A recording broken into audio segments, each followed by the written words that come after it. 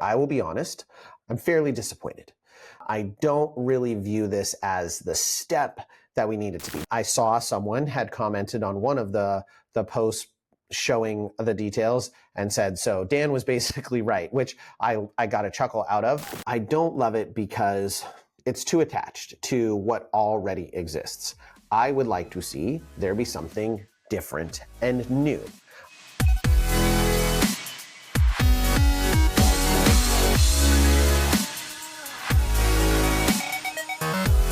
Hello, everyone, and welcome to another episode of the Cheer Biz Podcast. I'm your host, Dan Cotton, and today we are talking about the newest details released about the ProCheer League and my thoughts about it.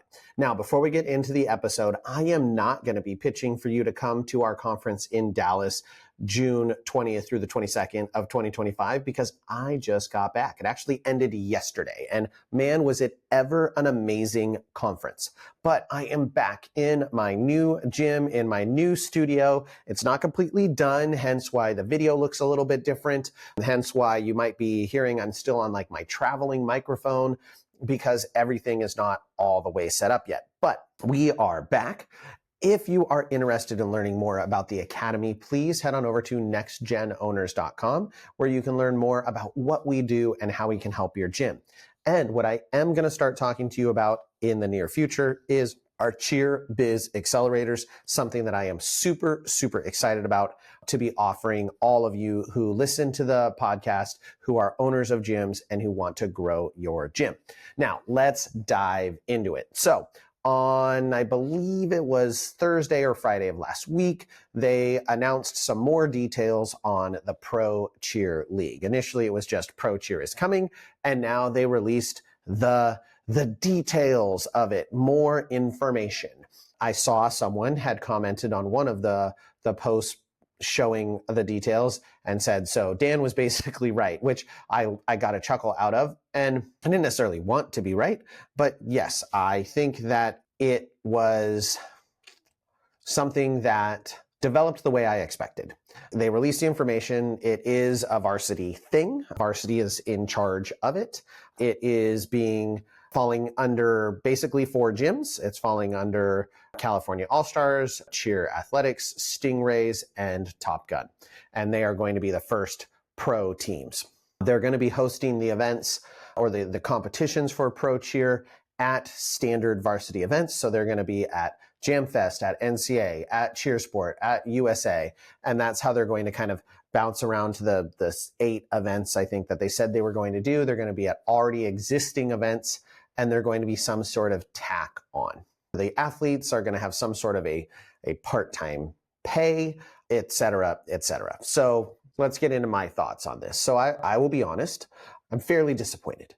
I don't really view this as the step that we need it to be. Now, maybe, just maybe, this is a first step. And that's what I'm hopeful for. I'm hopeful that this is a first step and it will start the process, and then that process will continue to grow and evolve, and we will get something better than what we came up with right now. Because what we came up with right now, I'm not super excited about. Now, I'm sure there are people who are excited about it, and I'm not saying you can't be excited about it. I'm not saying that you can't be pumped to watch some of these events. There's going to be multiple styles, so it's going to blend a little bit of stunt and a little bit of acro style, like tournament, where they have like specific kind of categories that they compete in, and they're also judged on a full routine. And I'm guessing it's all combined, similar to like the way stunt is in more of a match style format. I don't know that it's going to be head to head like that. It might be all of the teams competing against each other in that format to rank first, second, third, fourth place. But I'm just not super duper excited about it. So I'll give you my concerns of the things that they released and what I don't like and the things that I do like. The things that I like is I like that we're thinking about what is next in cheer for there being some sort of a professional league. I think it logically makes sense for Varsity to be involved in this. They are one of the driving forces of competitive cheerleading. They are probably the biggest driving force. I don't love that it is the for-profit entity that is in charge of it. I'm not necessarily saying that there should be a nonprofit, because the NFL and the NBA are not nonprofit organizations, but I think it gets a little bit convoluted when the entity that is designed for profit that manages the youth side of it is now managing all the way up to the adult and professional side of it. So that part I don't super duper love. I am not excited about the fact that it is exactly kind of what I expected, which is, the 4 old guard standing gyms are the 4 locations. I understand why that logically makes sense. They are some of the most competitively successful programs across the United States. I would not sit here and say that California All-Stars, Cheer Athletics, Stingray All-Stars, and Top Gun are not some of the best cheerleading gyms in the entire country. I think there are other ones that are also really good. I think it would be unfair to say that a Cheer Extreme is not also a very storied program with a lot of very talented teams over the years, but I know they have to pick a certain number of locations. So I don't love it because it is continuing to, it's too attached to what already exists. I would like to see there be something different and new. There is, to my knowledge, no other professional league that has from the same organization youth programs all the way up to professional. You see it maybe not, and this really isn't it, but you see it with like the semi-pro leagues where you have, I can't remember even what they call it in baseball. I'm not a big baseball fan, but there's like it's the minor leagues, right? You go to the minor leagues and then you play in the minor leagues and then you eventually hopefully get picked up by a major league team. NBA, it's a lot of college. Football, it's a lot of college, but you're not seeing that like just straight line, right? So it's not, I joined Top Gun All-Stars at age 6 and then at age 26, I'm now a professional cheerleader on Top Gun All-Stars pro team. I would have just loved to see it be a separate entity. And even if those separate entities practiced out of those gyms and those gyms were some like the home of them, I just don't love that it is that. It just feels weird to me. And I think it takes away from the legitimacy of it being its own independent pro thing. I very much am not excited about the fact that this is a tack on for events that already exist. I understand why. So full transparency. For anyone who thinks that renting these venues is cheap or that it doesn't cost a lot of money or that this would be really easy to do, that is probably one of the heaviest lifts in this thing aside from payroll. Renting facilities is absurdly expensive. I mentioned we just did our conference in Dallas and I don't know exactly, but it was upwards of $250,000 to host the event. And that's just at a hotel. And that's not even factoring in what the hotel requires in terms of like guaranteed room nights. And then hotels have like food and beverage minimums and all sorts of things. And that's just at a hotel. So imagine, and I've done things at conference centers like at venues like this before, and a lot of them have the same things. They have certain requirements, they have certain room requirements, they have expensive rates. And every single thing that you add on adds money. So just renting the space itself oftentimes is not crazy expensive. But then, for instance, one of the stages that we perform on in cheerleading at most of these events is like $20,000 for the weekend for the stage, just that to be installed. And you don't own it, you're just renting it for that weekend. I know because I've gotten quotes for it when my program has done showcases and things like that, like the stage and the lighting and the chairs and the Wi-Fi. Like I just mentioned our conference, they quoted us $100 per connection per day to the Wi-Fi network for the conferences. So that would have been $100 additional per day per attendee. Like crazy amounts of money when you're getting into these things. They charge really, really high amounts. So I get why they've already paid for it. They already know they're going to have it. They already know they're going to be able to support it. So tack it on to that. What I don't like about it is that it's likely going to be an additional fee. And I think it's smart, like from a business perspective, they already know they have an audience that is interested in this. So if they add it as like a Friday event and people are coming in Friday and they're charging an extra $40 for a ticket to go to the professional cheer match, they're going to get people attending that get there early and are willing to pay the money because they're already there. And they're like, well, I love cheerleading, so that's what I'm going to go do. And so they go and do that.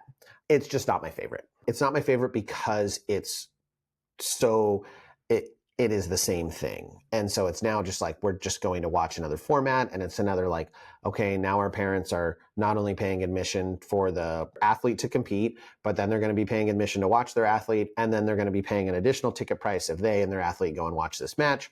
And I get it. From a business perspective, it can be profitable, but I think it is starting to price people out of the sport. I'm just not super in love with. Now, I get that it will make it more appealing to go to those events potentially, but then what are you going to do when those events sell out? Like NCAA sells out every single year. Like it's full every single year within like 10 minutes. You can't register for it. So are those people just out of luck? Do they have to deal with families who want to go watch this pro match that are going to leave and now they can't go to another competition?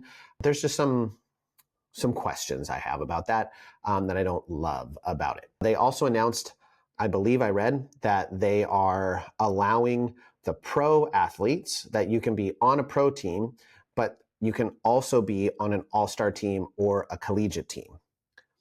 I hate that. I don't like that at all, because all that means is now the athletes, I'm sure they're going to have age limits. You're probably going to have to be an adult, right? So the athletes of Cheetahs, the athletes of Double O, the athletes of Rangers, or whatever it is that they have, those athletes will compete on their pro event the day before, and then they'll just compete their all-star event the next day. I don't super love that. There's no other pro sport that I know of where people are competing as essentially an amateur status and then also competing on a pro status. So I don't love the look of that. It just feels really weird. And then it's like, it allows you to even recruit at a higher level, because it's like, well, hey, come be on this non-pro team and we'll put you on our pro team. So now you're getting paid. And it's just, I don't know. It feels icky to me. I don't like it. I understand that they don't necessarily care what I like, but I don't like that as a move. I think it makes things messy and muddy and not what I would want them to be. So I definitely don't love that aspect of it. Additionally, I just don't think that there are enough programs. Starting with 4, I think they said they were going to start with 8 teams. So here's my hypothesis. I don't know that they said it, but I think that they're going to have a co-ed division and an all-girl division, and they're starting with these 8 programs. I think they're doing teams of 30, which makes sense. Now, I don't know if it's going to be 30 plus a bench or 30, so like 40 kids or 40 adults, or if it's going to be 30 including the bench, so you're only competing 22. I mentioned that on the first episode. I'm interested to see some of those details flesh out. But ultimately, I'm just not seeing this turn into what I had hoped it was going to be with pro sports. I also am fully anticipating that the payroll side of things is going to be very much lackluster. As I mentioned on the first episode, especially like teams of 30, the math on that is that those athletes cannot be getting paid that much money and still be profitable. My other question is, where is that payroll coming from? Is it coming from Varsity headquarters, or is it coming from each independent, I guess, franchise that is hosting a pro team? So are they employees of Top Gun and Cheer Athletics and California All-Stars and Stingrays, or are they employees of Varsity who are professionals who then go and compete? If they're employees of Varsity, are then they going to have the non-compete agreements that make it so they can't go work for other companies? Like, it's all of those things that I get a little bit nervous about and don't love. So I still have more questions than I think I had before I knew anything. Ultimately, I am excited about the fact that we are trying to move this direction. I am a fan of imperfect action.